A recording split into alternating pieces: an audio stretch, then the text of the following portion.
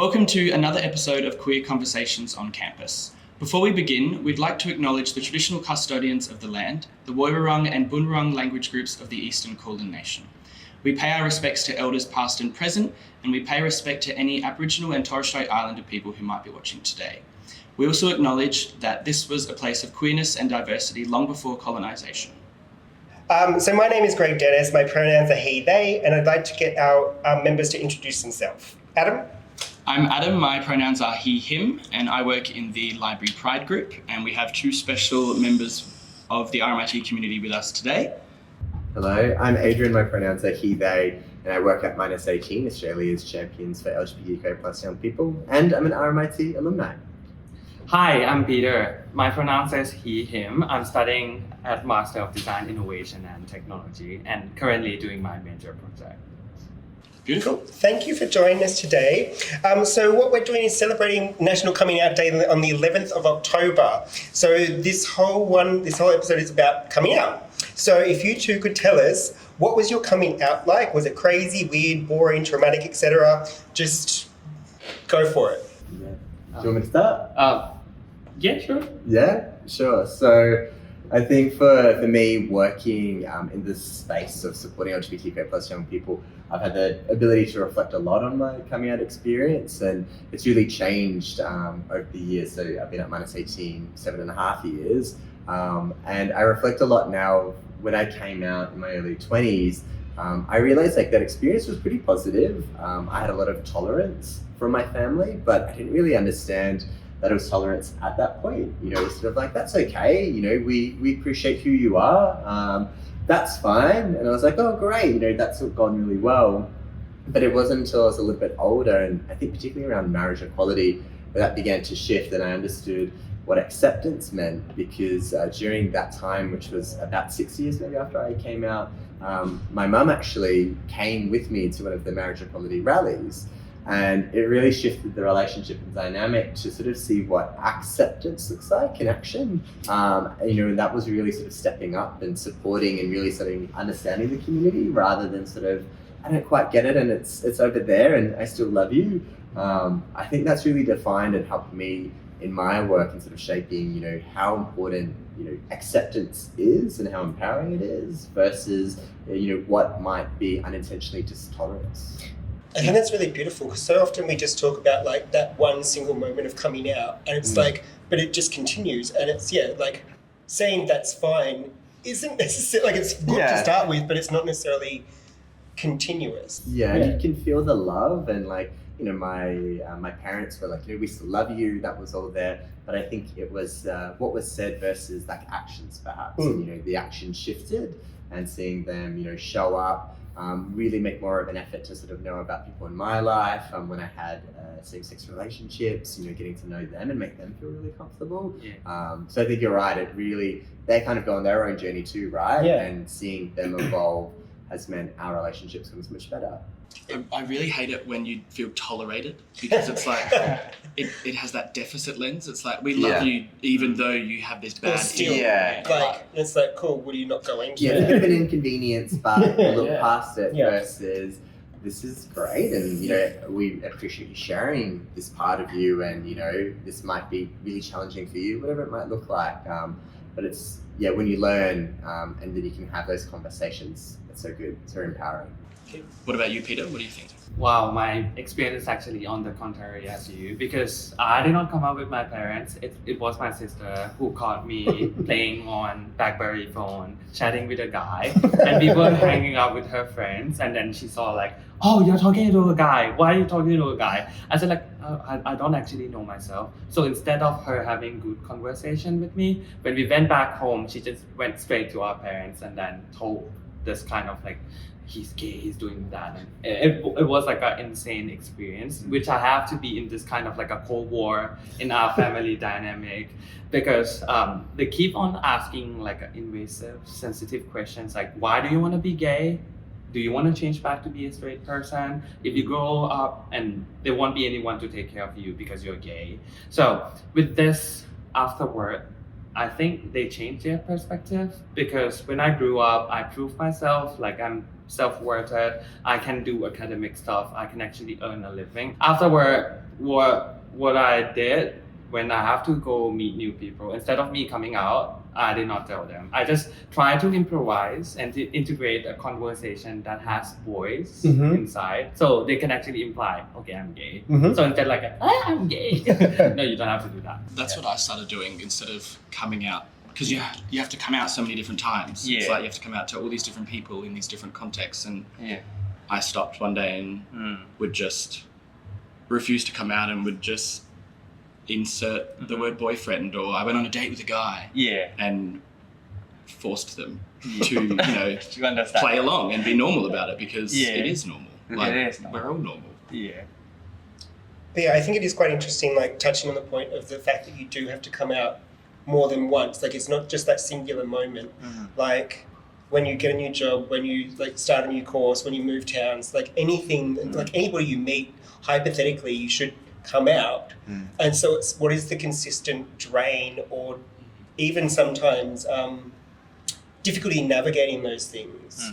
Like, Well, because even if you've had a good past experience of coming out, and then you get to a new workplace, even if you've been fine with yourself and people have been fine with you in the past, it is still daunting every time, and you know you're scared of what the reactions might be. And but it's also like sometimes like with what happened to Peter, like other people can do it for you, which can be even more awkward. Like, you know, when you start a new job and they're like, oh, we've got a new gay guy, and you're like, oh, hi, my name's Greg, like calm down. Yeah. I had a similar story to Peter, and I wasn't sure who told my mum. But I remember I lived in the middle of nowhere, and my mum was driving me to the bus stop to actually go see my boyfriend at the time. And I remember she brought it up and was like, is there anything you want to tell me? And I was like, oh, I know what you want me to tell you. Yeah. And that was not a fun car ride. If you came out during uni, your time at uni, can you share your journey of self-discovery and coming out as part of the LGBTQIA plus community while navigating university life in Australia? That was long. Look, for me, I find it really empowering. You know, we talked about coming out in like the different like spaces and environments that you might be in. And I found, you know, stepping into the university space, there's so much more diversity than I had experienced, you know, in high school. I grew up in the western suburbs of Melbourne, deep west, and, you know, there wasn't any like visibility, there wasn't any conversation about, you know, diverse identities, sexualities, gender identity. And so I think coming to university and meeting people who are really out loud and proud, or seeing, you know, visibility of rainbow flags, or seeing, you know, pronouns being normalized, those sort of things, you know, it kind of pulls away the armor that you might build, because you have that reassurance of like, I can actually maybe have these conversations. So I found it really, for my own journey and experience, a really powerful moment, because I could meet people who were really open about their queer experiences. Whereas like growing up at high school, very deeply closeted, you know, it's not going to happen. And it goes to show, I think, the value of, even at a school experience, maybe what the difference it might have had to have a rainbow flag, you know, at that school. You know, we were 1,300 students. In hindsight now, I know there's dozens and dozens and dozens of queer and gender diverse people in my year level of like 250 year 12s. You know, so those ripples of impact that can happen when you sort of see that rainbow flag, or perhaps it's not so taboo, that kind of shipped away coming to uni, and that was pretty cool.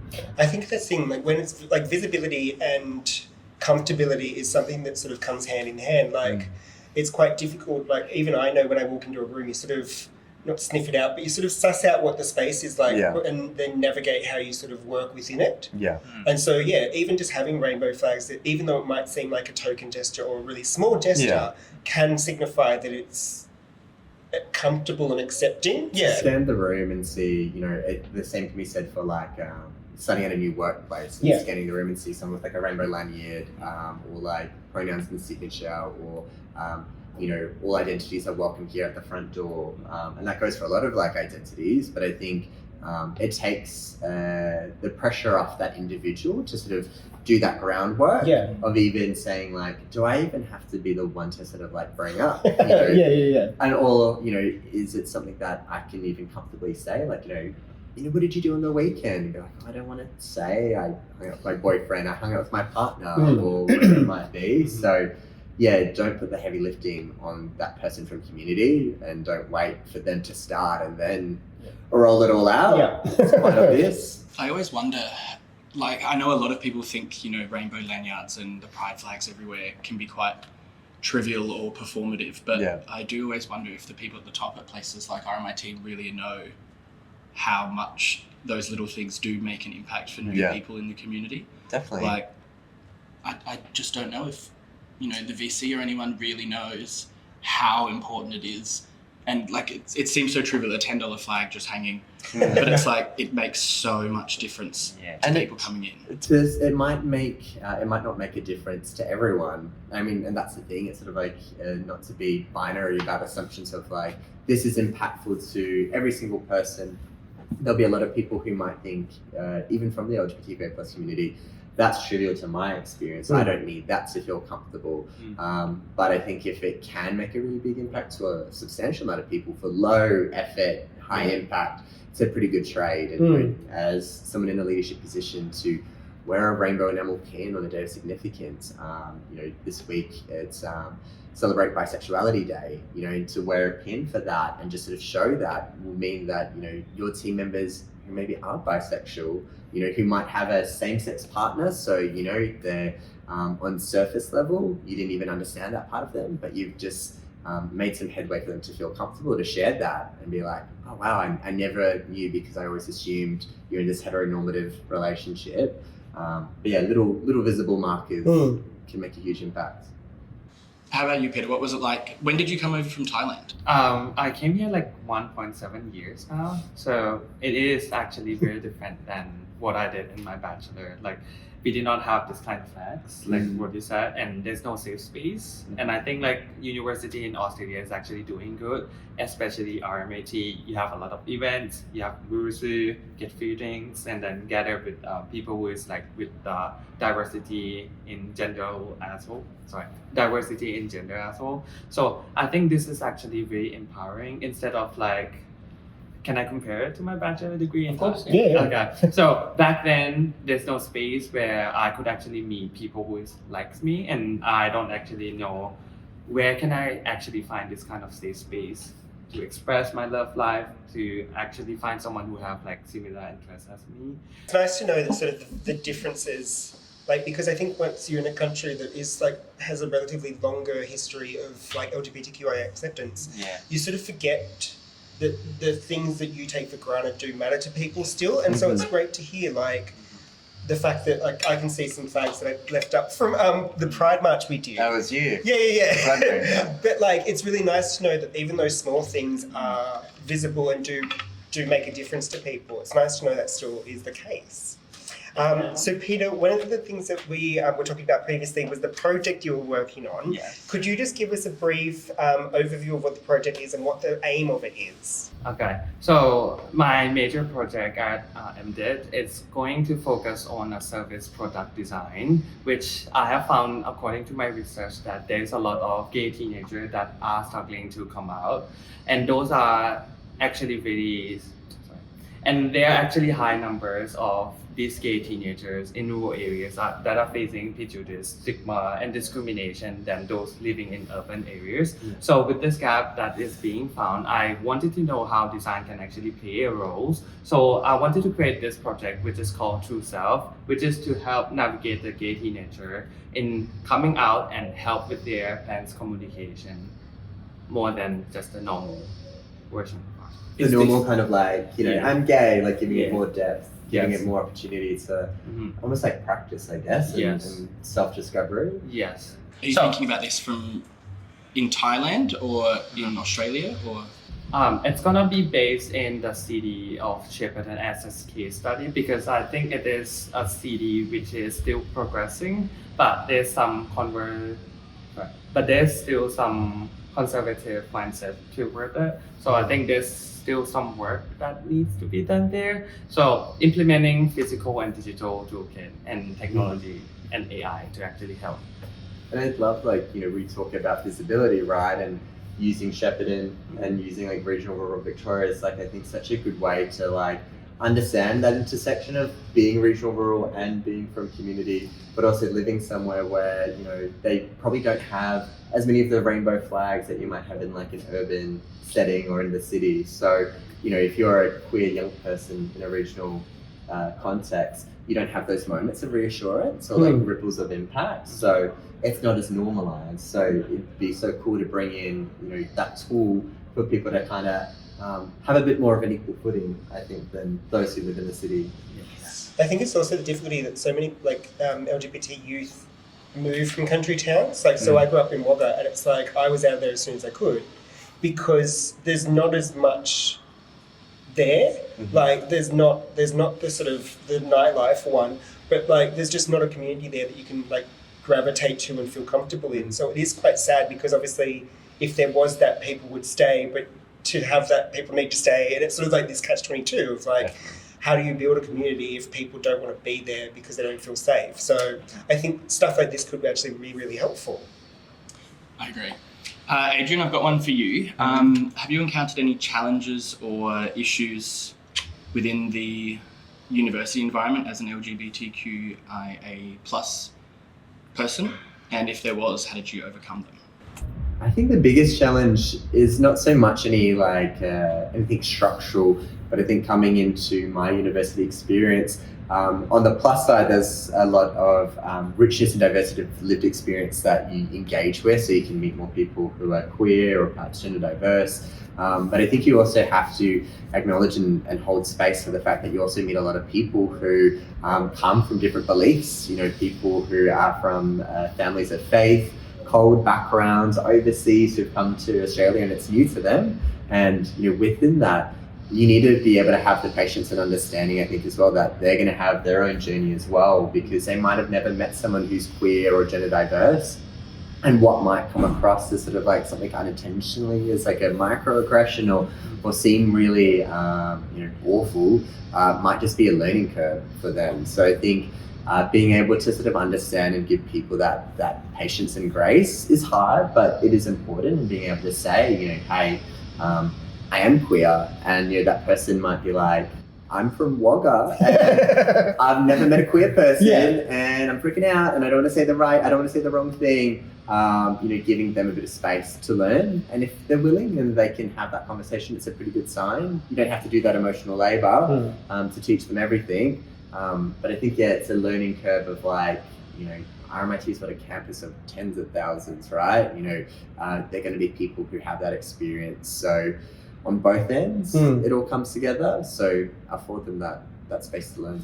I think it is nice that you do get to meet people who aren't in the same sort of bubble that you live in, because like I know myself, I forget that there's people out there who haven't met queer people or haven't met trans people. It's sort of like, oh, that's right. Like, there is a world out there, and it is still nice to sort of spread a message and talk to people, because like, if they've never met a queer person, it's nice to sometimes be like, hi, like, what questions do you have? How can I help you? All right, one final one for you, Peter.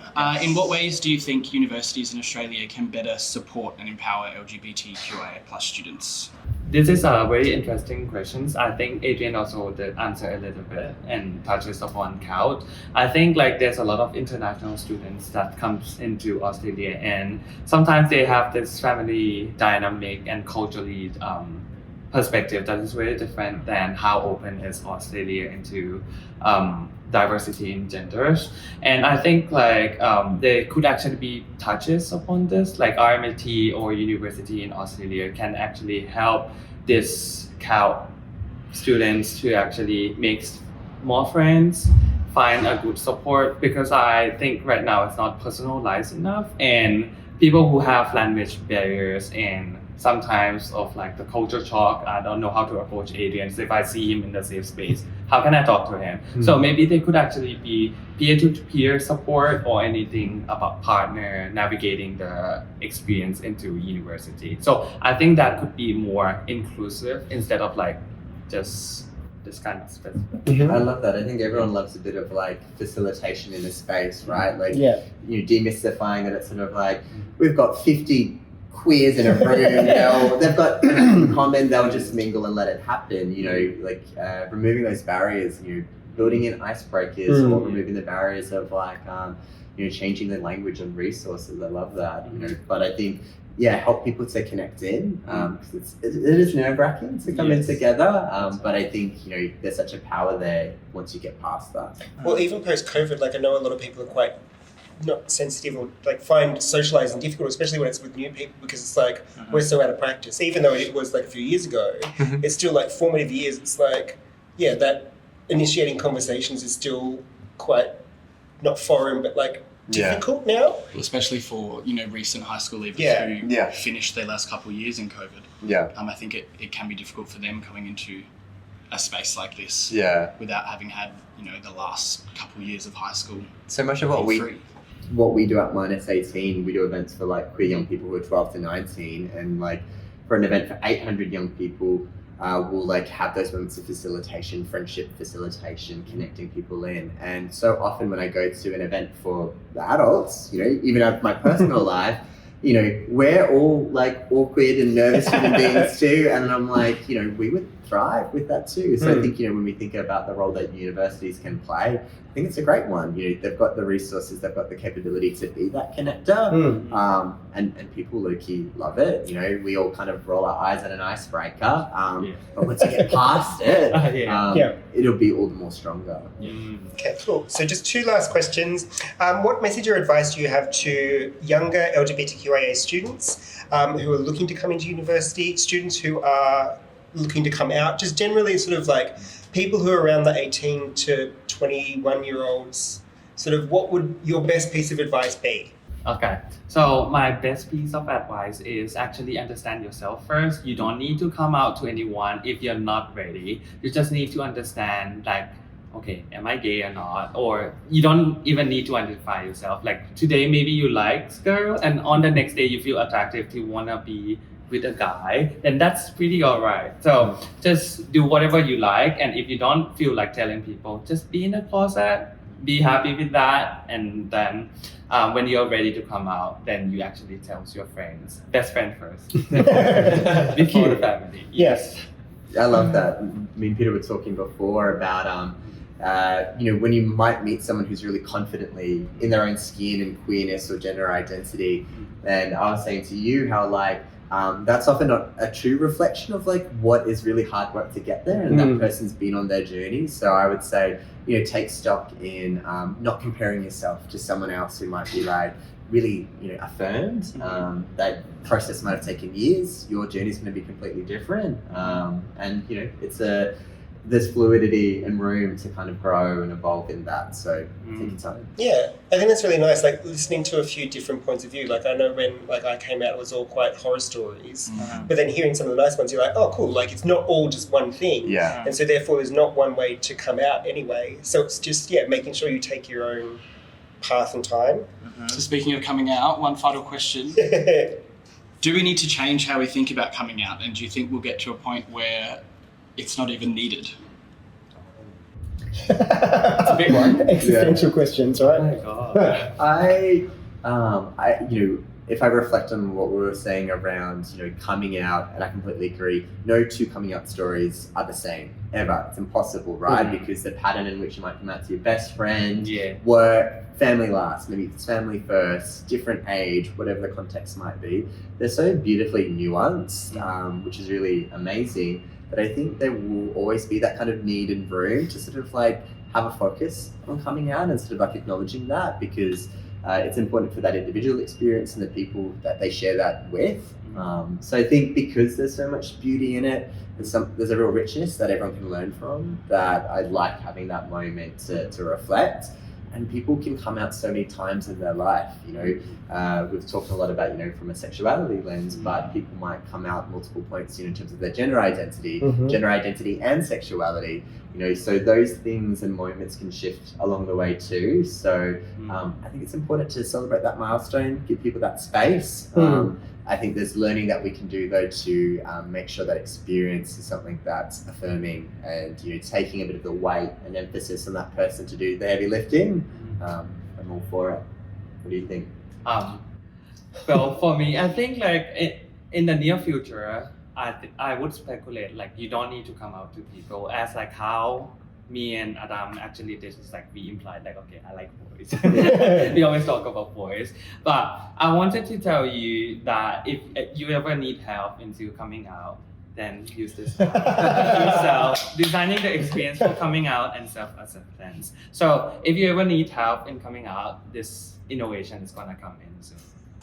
Thanks for listening today to another episode of Queer Conversations on Campus, talking about National Coming Out Day. I want to thank Adrian and Peter for coming in today. We really appreciate both of you telling us about your stories and your perspectives. It's been really great. Thank you. And hopefully we see you around the community and the campus more often. Definitely. Thank Cool. you so much. Thank you. Thanks everyone. Thanks, Bye. Bye.